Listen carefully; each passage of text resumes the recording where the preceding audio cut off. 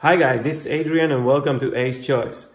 I've decided to make a series of videos on the DeAgostini Millennium Falcon because it's one of the models I've worked with most pleasure on, and I did a few modifications in order to make it more accurate, and I would like to share them with you.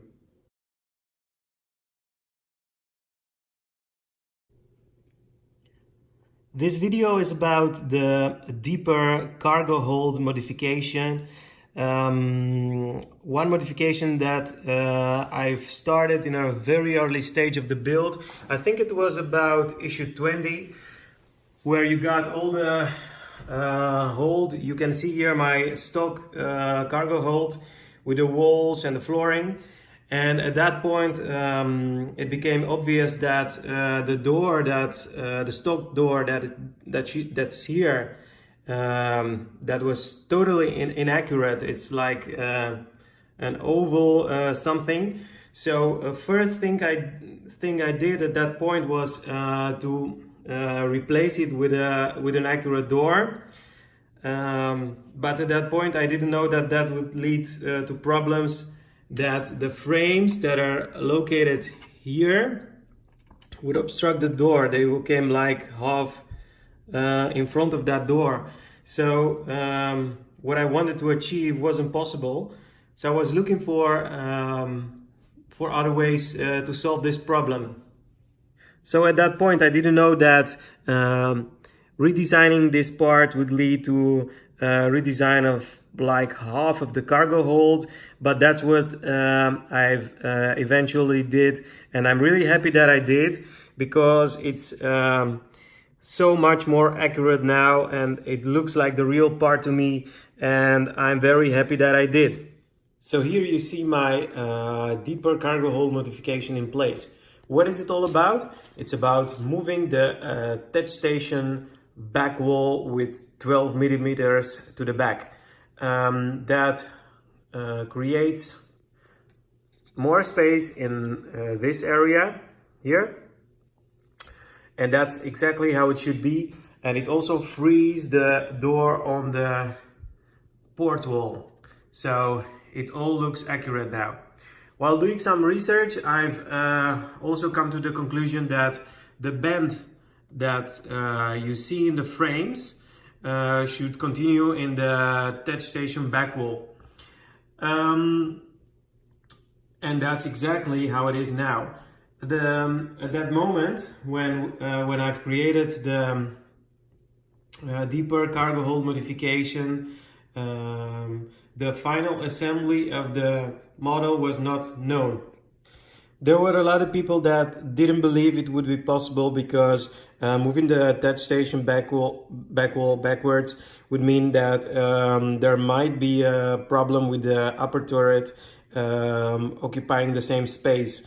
So I'm really happy that I can finally show you that that's not the case, and it works perfectly. And besides that, I would like to especially thank my fellow designer and friend Christopher McBrien, who designed the touch station back wall for this modification. He was the one of the believers that it could be done. So here it is.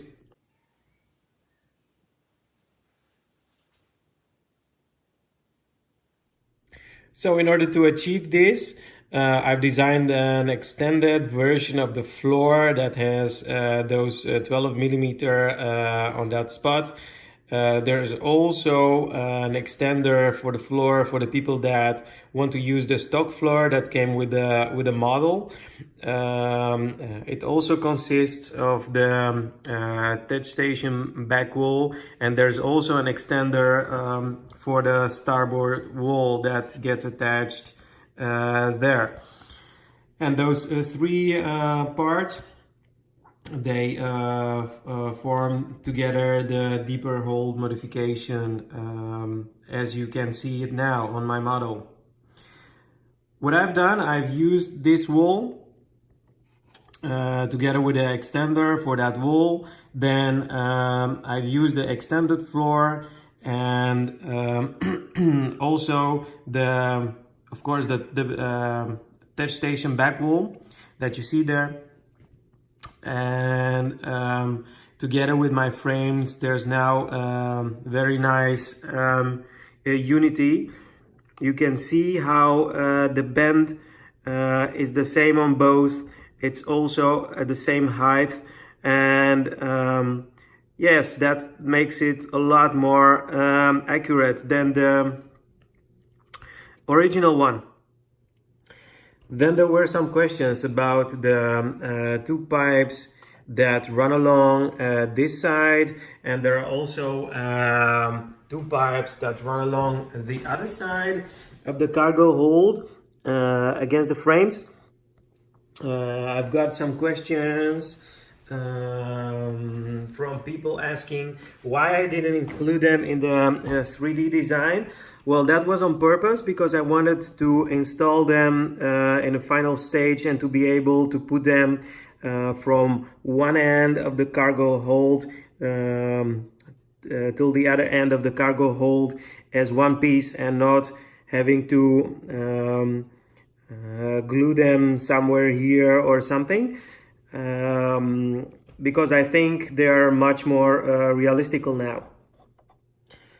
One other nice thing I would like to show you is that I've put some magnets below the floor, and I've also magnetized the foot of this seat so that I can just place it in there and it will stay on in the right place.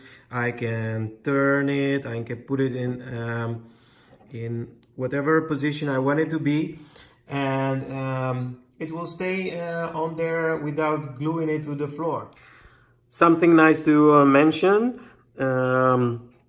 on these frames you can here see the vents that are here and here, and when you count the number of lamelles that you can see there, you will see that those are also totally screen accurate.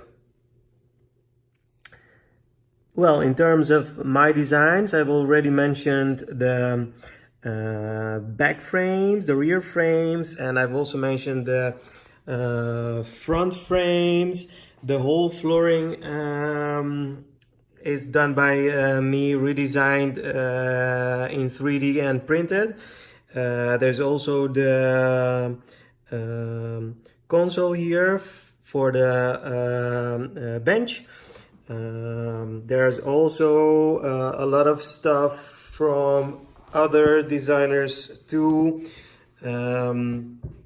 You can see the Jarek table and the seat from Antonio Regidor, and there's also the sleeping bunk created by Christopher McBride together with Jim Davis. A quick tip when painting this: don't forget to liquid mask the lamps so that you can actually put light behind it and have it shine through it. When you forget that, then it won't be possible at a later stage to clean it up nicely in order to put light. So just one thing to pay attention to. So my next video will be on the lights I've placed in the cargo hold.